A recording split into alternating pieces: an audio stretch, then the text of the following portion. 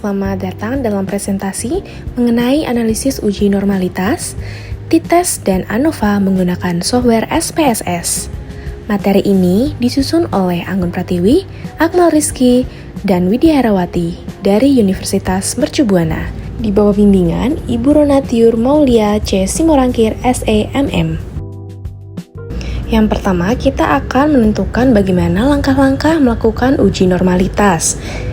Ini adalah metode yang paling umum untuk uji numerik. Yang pertama, buka SPSS dan input data Anda. Yang kedua, pilih menu Analyze, Descriptive Statistic, dan Explorer.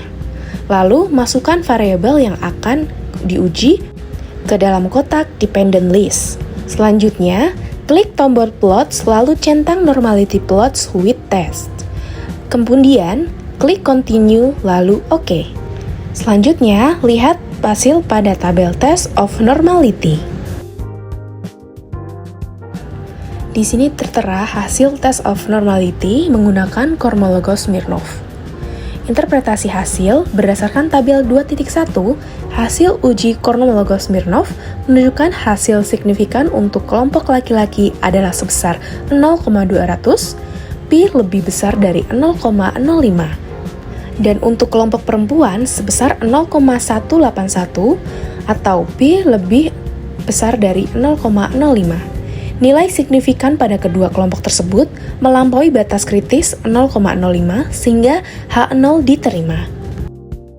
Nilai 200 yang ditampilkan SPSS merupakan batas bawah dari nilai signifikasi sesungguhnya, yang berarti nilai aslinya dapat lebih besar dari 0,200. Hal ini semakin memperkuat kesimpulan bahwa data nilai ujian pada kedua kelompok distribusi secara normal. Selanjutnya, kita akan membahas uji t-test. Fungsi uji t-test ini adalah membandingkan rata-rata dari kedua kelompok atau sampel. Ada beberapa jenis uji t-test. 1. Independent Sample t-test, yaitu untuk kelompok tidak berhubungan, contohnya kinerja pria dibanding dengan wanita. Yang kedua, Paired Sample t-test, yaitu untuk satu kelompok pada waktu berbeda, contoh sebelum dan sesudah promosi.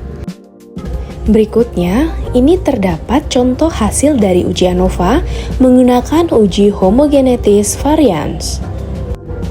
Hasil uji one-way ANOVA menunjukkan nilai F 4,45 sama dengan 45380 dengan sig sama dengan 0,00, P lebih besar dari 0,01. Nilai F yang sangat besar mencerminkan bahwa variasi nilai ujian yang dapat dijelaskan oleh perbedaan tingkat motivasi. Sebetulnya, hasil uji Post-Hoc-Turkey HSD pada tabel 4.3 menunjukkan bahwa seluruh 10 pasang perbandingan antar kelompok motivasi menunjukkan perbedaan yang signifikan secara statistik, P lebih besar 0,001 untuk semua pasangan. Temuan ini membuktikan bahwa setiap peningkatan satu tingkat motivasi secara konsisten berkaitan dengan peningkatan rata-rata nilai ujian yang bermakna. Bahkan, antar kelompok motivasi yang berdekatan sekalipun, seperti kelompok 4 dan kelompok 5, terdapat perbedaan rata-rata yang signifikan.